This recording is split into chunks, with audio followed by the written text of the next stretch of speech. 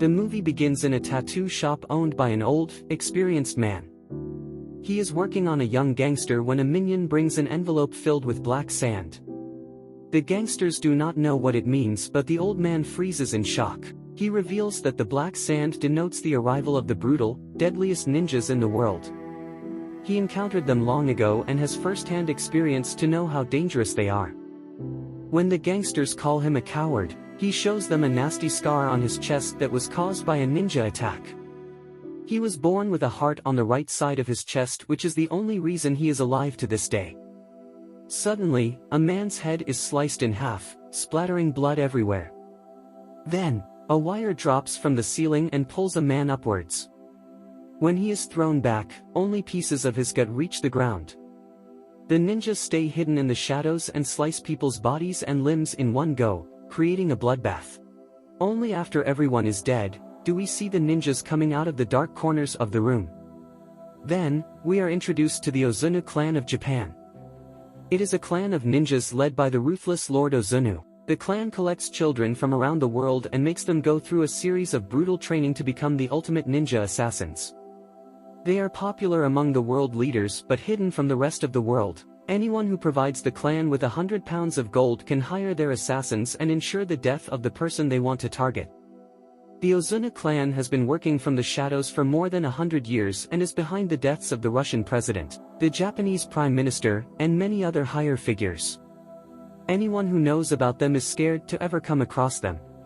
In one of the sessions, Lord Ozunu introduces a new kid named Raizo to the rest of the group.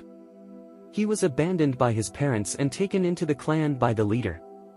Something tells Ozunu that Raizo will be the leader of the clan after him. Because of the expectation, the training is tougher for Raizo. By the time he is 10, he has scars all over his body from the punishment he gets for making mistakes.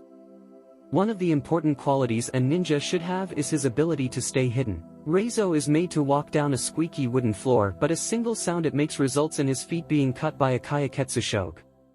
At night, the kid can hardly sleep because of the pain. Then, he witnesses kindness for the first time in his life when a girl puts ointment on his wounds. Her name is Kiriko and she is a fellow ninja in training. The kids are taught to not have any kind of emotions, but Kiriko is different. She doesn't believe in the violence and killings that the clan supports. Time passes quickly and both Raizo and Kiriko grow up together, hardly talking, but always looking out for each other. Raizo has now become the most talented ninja Ozunu has ever trained. However, in a match with his senior Takashi, he loses because of a foul tactic of the opponent. The master allows it and instead blames Raizo for being weak. He uses an extremely painful finger-pushing technique on Raizo that causes the guy to crumple in pain. His ultimate test is to survive the night without medical assistance. Upon returning the next morning, Ozunu sees him ready for the new day's training and is proud of the student for passing the test. Soon, Raizo becomes the most talented ninja of the clan, beating the opponent blindfolded and with his hands bound. Kiriko is proud of him but on the other hand, becomes disenchanted with the Ozunu's way of life. She frequently disregards the little rules of the clan and is warned by Raizo. He is scared that if the leader finds out, he will take her heart away, but Kiriko says her heart is with Raizo so it can never be stolen. In a training session, she is asked to hurt an opponent with a knife. When Kiriko is unable to do it, Ozunu cuts her face and throws her into a cage. Raizo sneaks out to meet her and feed her water. A few days later, on a rainy night, Kiriko climbs a wall to escape and encourages Raizo to join her. But he chooses to stay, wanting to remain loyal to the clan since it is all he has ever known. Eventually, Kiriko is captured and is set to be executed. Senior Takashi impales her through the heart in front of everyone. A part of Raizo dies that day, but he still decides to stay loyal to the clan. The scene cuts to a few years later in Berlin Europol headquarters. A forensic researcher Mika has found evidence about the existence of the clan. Unaware of how dangerous the piece of information can be, she brings it to her senior at work, Maslow. He refuses to believe that there is a secret ninja organization that only the elites know about. But Mika shows him the reports which prove the connection between the flow of money from world leaders and the deaths of many known figures. Maslow, now interested, decides to dig further into the matter. Eventually, they find out that a high-ranking KGB agent Sabatin has made similar reports in the past. But as his work started to gain recognition, he was kicked out of his post for being delusional and eventually killed. Then, we see that Raizo is also in the city of Berlin, living in a shabby apartment for a special task. He trains every morning over a block of nails like he was taught by his master. One day, he goes to the local laundry shop and comes across a woman. She seems to be friendly, but he instantly recognizes her as a ninja. They two attack each other and indulge in a tough fight. A while later, we see blood dripping out of a washing machine and the girl's body spinning inside it. Meanwhile, Mika takes her investigation a step forward and goes to meet the wife of the former agent who was killed for talking about the clans. The woman reveals her husband was a strong, courageous man, but after the scandal, everything changed. He became so much of a coward that every door and window had a minimum of 2 locks and every corner of the house was well lit. He left no space for the shadow, so the ninjas have no place to hide. Still, one night, the lights went off and he was killed. The next day at work, a higher official comes to Mika's office for evaluation. It is clear that he is there to keep an eye on her because people are talking about her being too curious about the things that don't concern her. That evening, Mika returns home cautiously but finds out there has been a power outage in the entire block. Still, she goes inside her dark apartment but is then attacked by a ninja. Surprisingly enough, another ninja saves her life and kills the assassins. He is none other than Raizo. Another flashback shows us the adult Raizo on his mission to complete his first assassination. He lets all his frustration out and brutally kills the target. After the mission, he comes to the rooftop to meet the rest of the clan. Lord Ozunu says that he is proud of Raizo and calls him closer.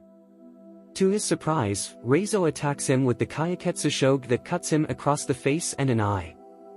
His fellow ninja attacks him and pushes him off the building after hurting him gravely. Raizo barely survives the fall by landing in the water. Then, even since he recovered, he has been working against the clan, intervening in all of Ozunu's assassination attempts. He saved Mika's life for the same reason. They drive to a hotel and change their clothes because ninjas use a special smelling technique to track them. Following that, she gives Maslow a call and tells him she is with Raizo. The man has been asked to capture Raizo as soon as he comes into view. He knows that Raizo is not their primary opponent, but he has to obey the orders for his own life. Therefore, when the three meet to discuss the subsequent phase of the plan, Raizo is surrounded by police and arrested. He is taken to a hideout and chained in a solitary prison. Mika finds out that Maslow arrested him out of desperation.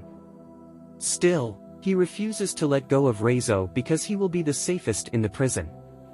At night, Mika goes to him and offers him water.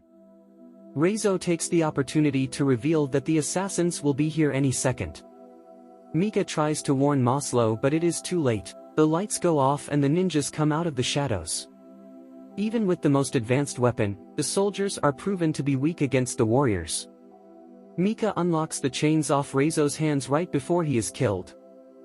He fights the ninjas and asks Mika to run away since he cannot save both of them. Raizo is the best student the Ozunu clan has ever had. Still, going against a horde of ninjas is difficult for him. In the end, he and Takashi end up on the road. Takashi picks up his sword to end Raizo's life for good, but Mika arrives at the right time and hits him with her car. She brings Raizo to a hotel. Although he is severely injured, he refuses to go to the doctor. She sits beside him, talking to his unconscious self. She apologizes for not being of use to him and thanks him for her life. After that, she pulls a tracking device that tells Maslow their location. But before the police can come, the assassins appear out of nowhere and abduct Raizo. When the police arrive, they only find Mika sitting on the sofa. She tells them that Raizo was abducted 10 minutes ago. Back in the clan's base, Raizo is presented to Lord Ozunu. The man gives him the last chance to apologize, but Raizo refuses. Ozunu is especially furious because once he believed that Raizo was going to replace him and take his place as the master of the clan.